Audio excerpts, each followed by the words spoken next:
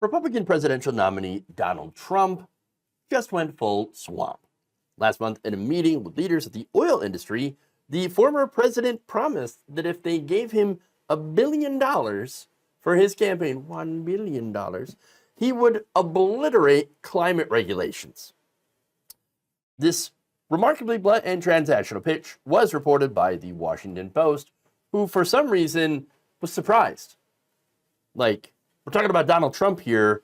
Why are you all Pikachu face right now? Oh my God, I can't believe he would say, ask him to give him $1 billion and then he would do these things for the oil industry.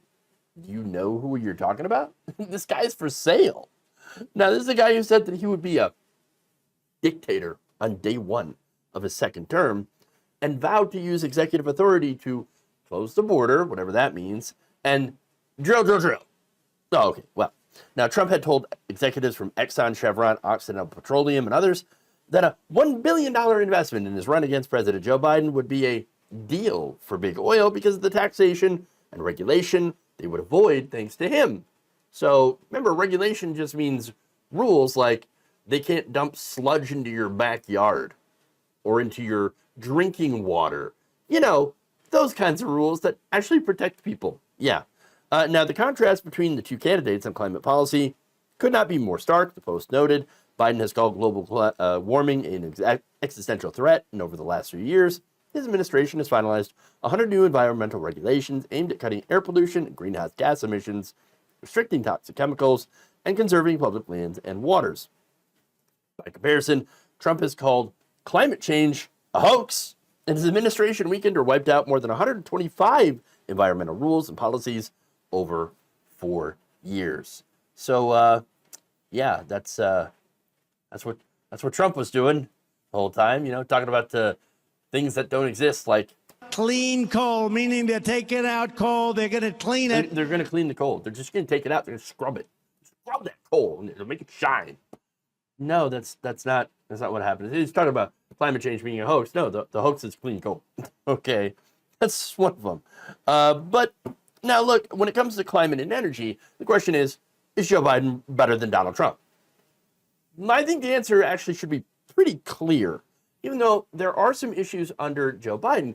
And so let me address the bad before I get to the good. All right, start with the bad news first. So bad news is we have seen record-breaking increases in CO2 levels in the atmosphere. We have hit 4.7 parts per million in March. That is not good. That is very bad. Not only that, according to Vox, the U.S. has become the largest crude oil producer in the entire world, pumping out nearly 13 million barrels a day, every day, in 2023, which is an all-time record, according to data from the U.S. Energy Information Administration. President Biden has also approved more permits for oil and gas drilling on public lands by last October than former President Donald Trump had by the same point in time in his presidency. So, yeah, that's not good. At the same time, though, let's get to the positives, because there are positives. Since Biden had signed the Inflation Reduction Act, there's actually been close to $118 billion invested in factories to build solar panels, wind turbines, electric vehicles, advanced batteries, and more.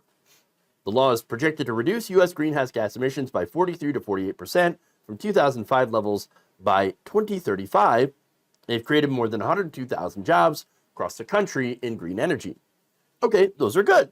Biden is also targeted to overturn 3/4 of the Trump administration's deregulatory actions, according to the Washington Post analysis.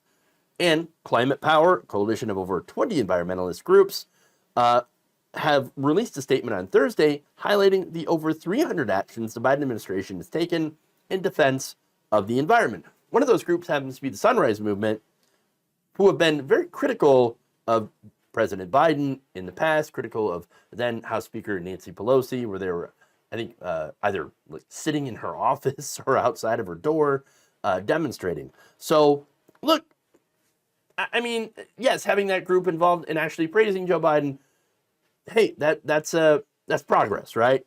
So Joe Biden has done good things, but it is important to point out that there is absolutely a lot more that Biden could do. There are some things that he has failed on when it comes to the environment.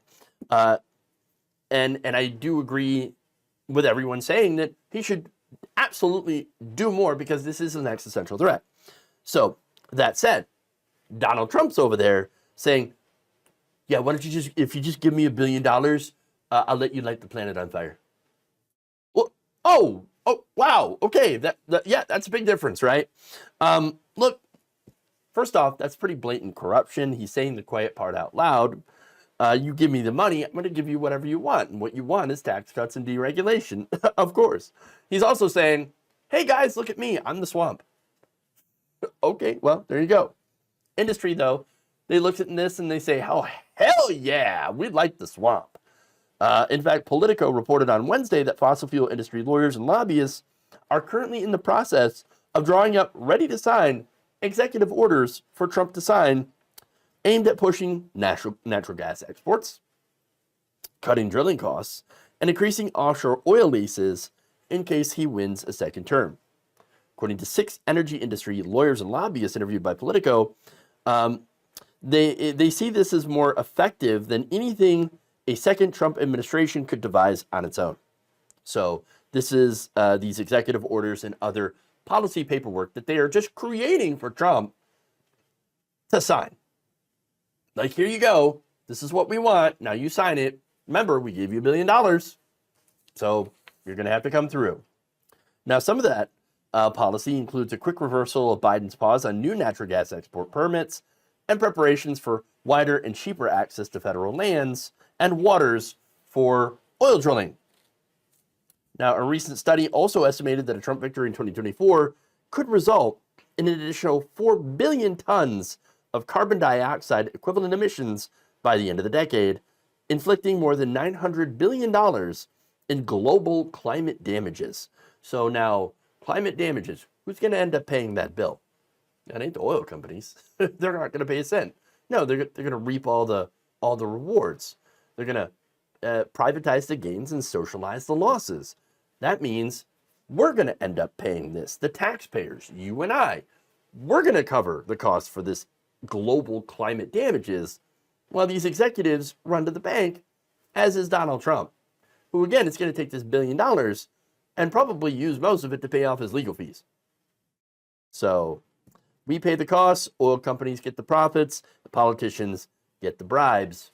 I can't think of anything swampier than that, because it is the swamp, and Trump is trying real hard, again, to be its chief monster.